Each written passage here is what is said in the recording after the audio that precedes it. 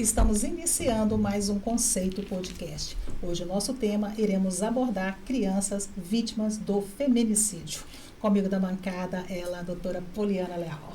Sônia, vamos tratar desse assunto, né, importantíssimo, que tem repercutido tanto na mídia, nas nossas vidas, nas nossas relações interpessoais. E mais uma vez, a doutora Marina aqui trazendo informação de qualidade pra gente. Isso aí, né, doutora Marina? Nós te agradecemos a sua presença, ter deslocado, né, para vir aqui falar sobre esse assunto que a gente sabe que tantas crianças têm passado por isso, tantas famílias, né?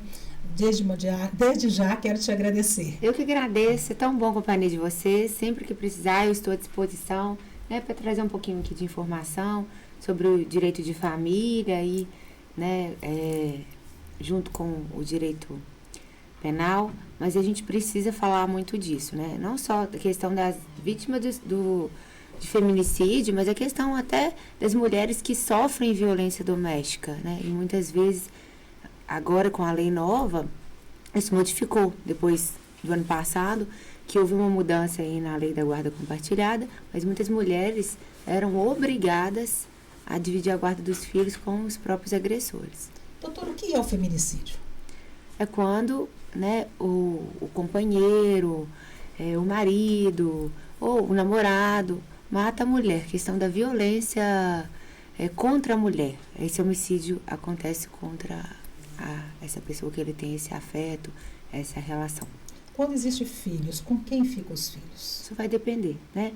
Quando o genitor mata a genitora ou vice-versa, é claro que vai ter que ser averiguado primeiro se realmente foi ele que praticou o crime, ou se foi a mulher que praticou o crime. Vai ter que ser averiguado aí, se a sentença vai ser transitada e julgado. E aí, a partir disso, pode-se ingressar com uma ação para perda do poder familiar. Então, esse genitor, essa genitora aí que praticou o homicídio, né, o feminicídio, muitas vezes existe também mulheres que matam o marido.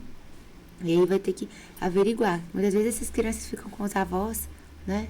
Os avós, os tios, quem tiver condição de conduzir essas crianças, de ter a guarda dessas crianças. O feminicídio, ele pode ser doméstico e sexual ou não? Doméstico sexual no sentido assim, se for só uma pequena relação... Só uma pequena relação, isso aí. É feminicídio também. É feminicídio também. Porque tem uma relação íntima, né? O feminicídio, na verdade, ele é em relação ao gênero, né? O que importa se está ali dentro de uma relação duradoura, né? Um casamento, uma relação marital. Não precisa ter, não tem lapso temporal, que seja por conta, né, da questão do gênero ali. O violência contra a mulher, violência doméstica, mas é a questão realmente do gênero. Sendo o pai que matou a mãe, de quem é a prioridade ficar com a criança? Com a família do pai, com a família da mãe, com o pai? Isso vai depender, né? De quem tem mais condição. A maioria das vezes ficam com os avós, se o pai matou a mãe, com os avós maternos. Mas se não existir os avós maternos, alguém tem que ser responsável pelas crianças. Então, isso vai depender do caso em concreto. Mas a legislação, ela traz uma ordem de preferência? De preferência os avós, né? Quanto mais, o grau mais próximo de parentesco, o grau mais próximo exclui os outros graus. Então, assim, o avô, ele tem prioridade do que um tio, mas isso vai depender também se avós foram muito, muito idosos, não tiverem condição, e a tia tiver, né, mais condição de estar com essas crianças, de conduzir essas crianças. E no caso de haver um irmão mais velho que já está ali, né, já atingiu a maioridade? Ele pode... Ele tem preferência na guarda desse irmão? Isso vai depender do caso em concreto. Isso vai depender. Né, é possível a guarda ficar ainda com o assassino? A guarda, ele perde o poder familiar, né? O assassino, ele perde, se for confirmado mesmo que ele fez, né? Se ele cometeu o homicídio, ele perde o poder familiar do filho. Então, agora, o que acontece? Perde o poder familiar, mas em alguns casos, isso depende, né? Infelizmente, os filhos continuam convivendo com o pai. Isso é até uma crítica muito grande da legislação, porque a legislação ela não prevê isso, né? O pai matou a mãe, essas crianças vão ter convívio com esse pai? Não tem nenhuma legislação que proíbe.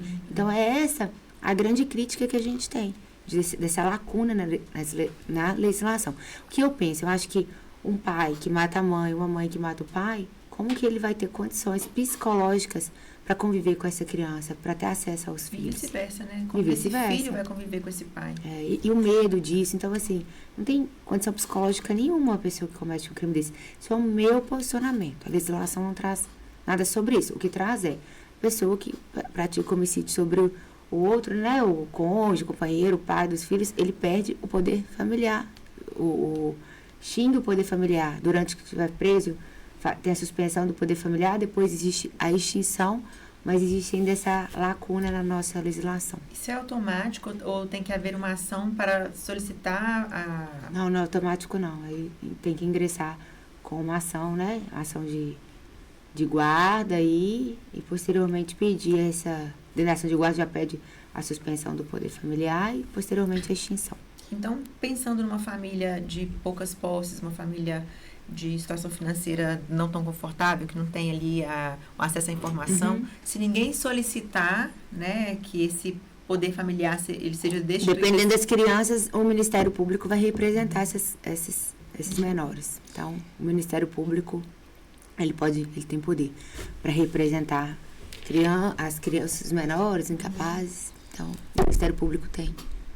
A família que ficar com essas crianças, ela tem algum benefício do governo que ajuda essa família na criação? O que pode acontecer tem os benefícios do governo, dependendo da questão da renda, né? Se tiver com questão da Bolsa Família, questão do LOAS, dependendo da renda, que tem o que a legislação prevê. Agora, o que pode acontecer é o seguinte, ocorreu o feminicídio, os filhos, eles podem ingressar com a ação para pedir pensão alimentícia para o pai. Ele pode não ter o poder familiar ali, ou suspender o poder familiar, mas ele tem a obrigação de custear a educação, pensionar os filhos, a manutenção dos filhos. Eu trabalho em um caso que ocorreu um homicídio, e aí os avós ficaram com os filhos, né? A suspeita de matar o pai das crianças é a esposa. E aí ela está presa e as crianças estão com os avós. E aí os avós ingressaram representando as crianças para pedir pensão alimentícia. Olha a interdisciplinaridade do direito. A Sônia perguntou sobre o benefício específico, né, para esses casos. Agora há pouco, em outubro do ano passado, a gente teve instituída a pensão especial para filhos de mulheres vitimadas pelo feminicídio, né? Esse benefício seria um benefício para essas crianças, mas claro que tem que atender o critério de renda. É bem parecido com o BPC, mas é uma pensão especial. Não depende de contribuição da falecida, né? Para o INSS. Só vai verificar ali a renda da família mesmo e Isso é muito importante. importante. LOAS, você disse que pode? Não, a situação do LOAS é o seguinte, depende da renda, né? A doutora Poliana vai falar mais dessa questão do LOAS, mas isso vai depender da renda. O benefício se encaixa porque é criança, então ali vai ser averiguado. Esses benefícios que nós estamos relatando é conforme a renda. Porque os benefícios assistenciais de transferência de renda, eles vão abarcar determinadas situações. O LOAS, ele pode assegurar uma criança desde que ela tenha alguma deficiência. Né? Se ela tiver alguma deficiência, para ela também vai poder ser concedido, mas também tem a questão da renda. Não especificamente pela questão do feminicídio, mas se ela tiver alguma deficiência. A criança, até que idade ela receberia esse benefício?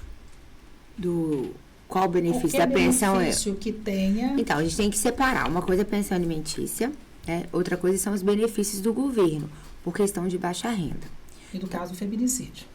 Do caso que igual a doutora Poliana falou, né? Dessa pensão nova aí, da questão das... Pensão especial. Até os 18 anos, essa daí. Agora, a pensão alimentícia, a doutora Marina, vai até quando? Isso vai depender. Até os 24 anos, se a pessoa estiver estudando, então ela não extingue automaticamente. Pensão alimentícia não é extinta automaticamente por completar a maioridade. Vai depender do caso concreto.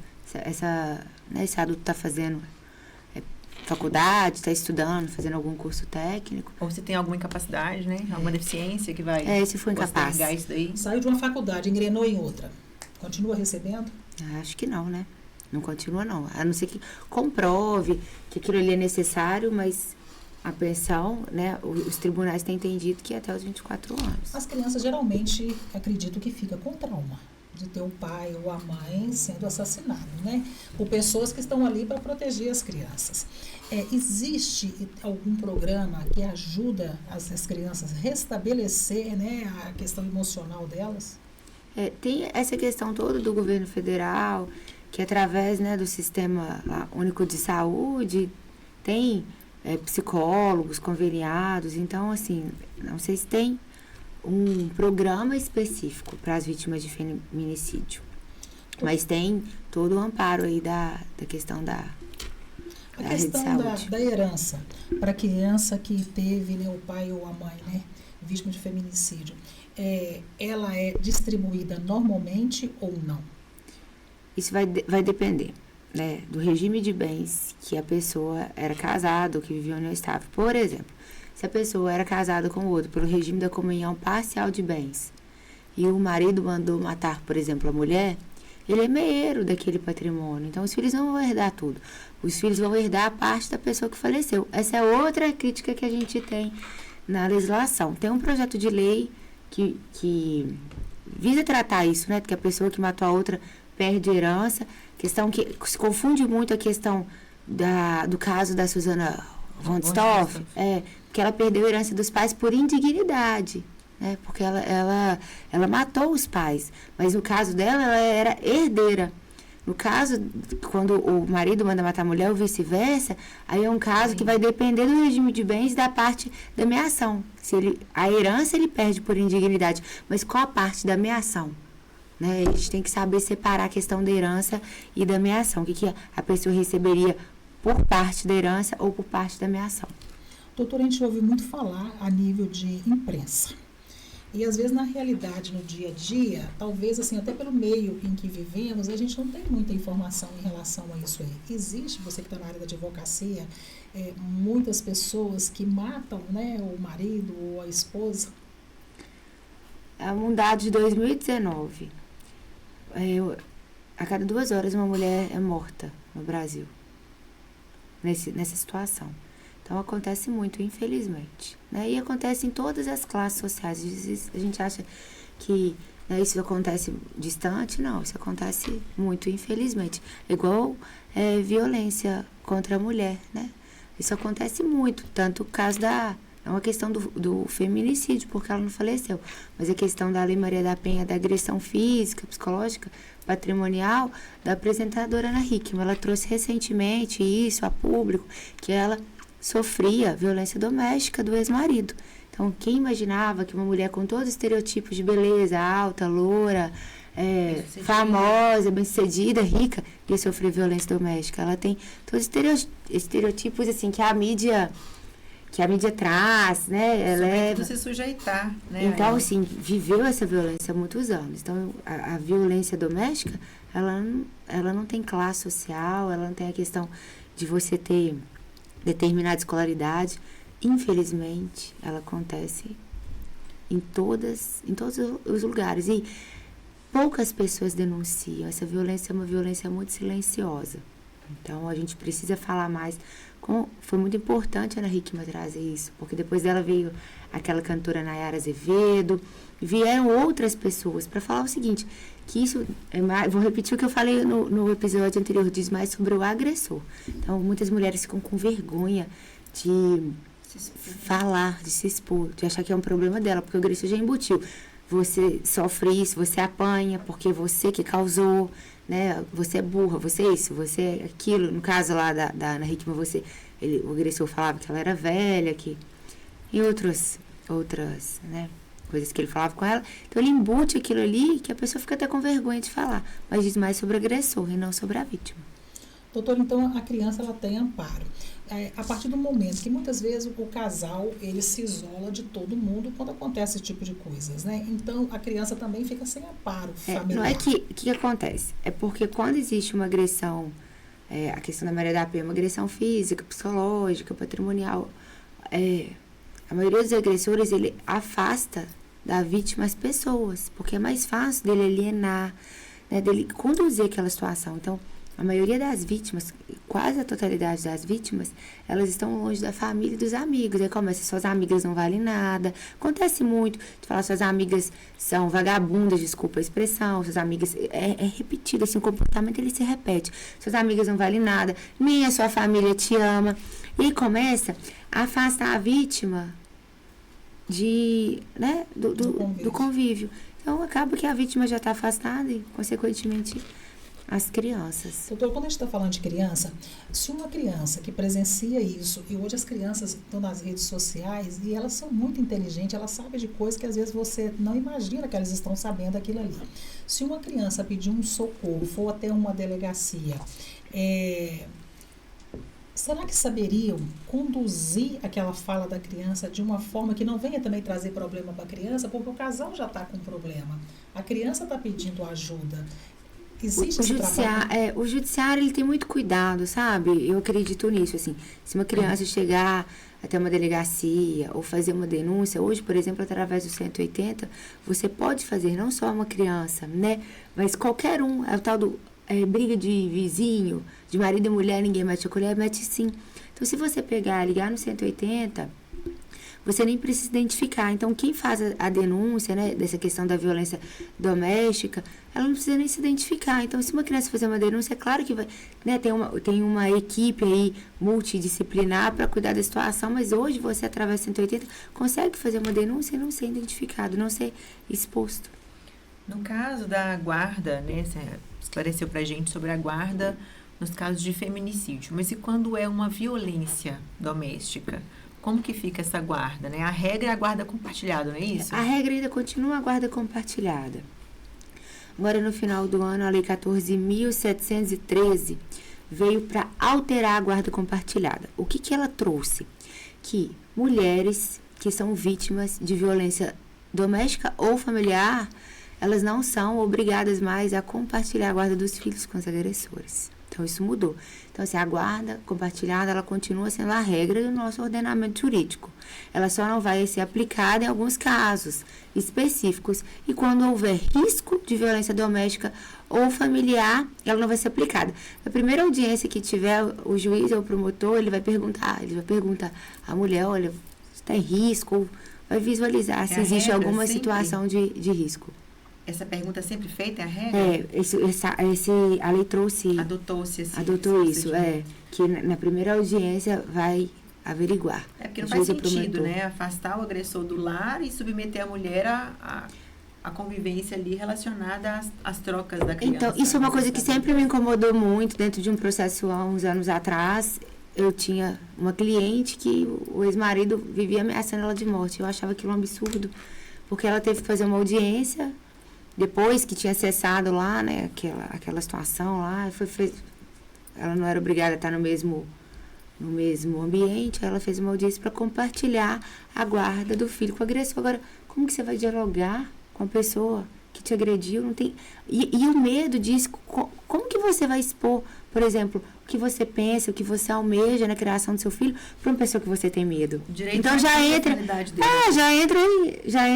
né, sem... Em desvantagem, né? Em desvantagem. Então, essa lei foi muito comemorada, principalmente pelas mulheres, né? Eu vi isso com muita felicidade mesmo, porque eu acho que isso é uma evolução e é por aí que a gente tem que andar, sabe? Sempre visando o bem-estar dos filhos, das mulheres. E nesse caso aí da violência doméstica, é uma legislação que ela precisava acontecer, ela precisava vir. Doutora Marina, mais uma vez eu fico muito encantada, você é tão jovem, né? Eu tô agradecendo, Sônia, porque eu não tô tão jovem assim, o Botox que tá em dia, isso é tecnologia, mas muito obrigada. Eu quero te agradecer demais, porque são crianças, né, que precisam de ter alguém que as defendam, né? Porque muitas vezes nem o pai nem a mãe tá ali em defesa, não estão pensando muito na criança. Sabe o que acontece, Sônia? A gente tem direitos que a gente não conhece e a gente precisa falar, né? Às vezes é muito específico da área e às vezes muitas mulheres deixam de ter o direito garantido por não conhecer, por ser leigo. E como que não sabe isso? Gente, tem tantas coisas que a gente não sabe. Se não for seu dia a dia, você não vai saber mesmo. Mas busque informação. Se aquilo está te incomodando, olha, não é comum.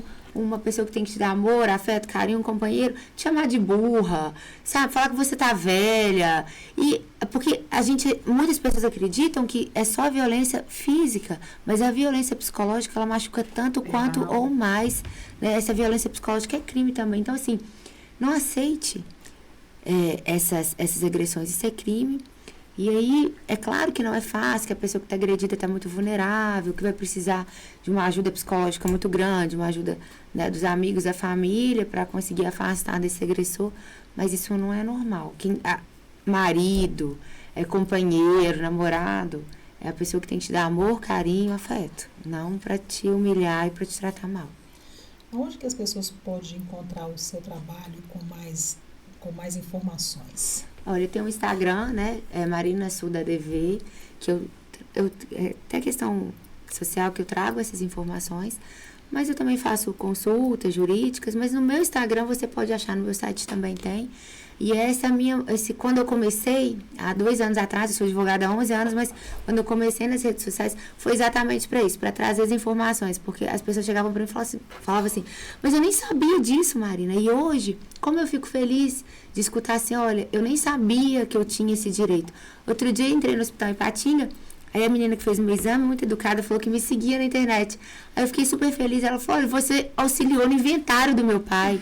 Aí eu fiquei tão feliz com aquilo que eu falei, tá cumprida a minha missão, porque eu ajudei uma pessoa que eu nem sei, não dentro de um processo, então tá tudo certo. Eu acho que a função da gente é auxiliar, ajudar o próximo.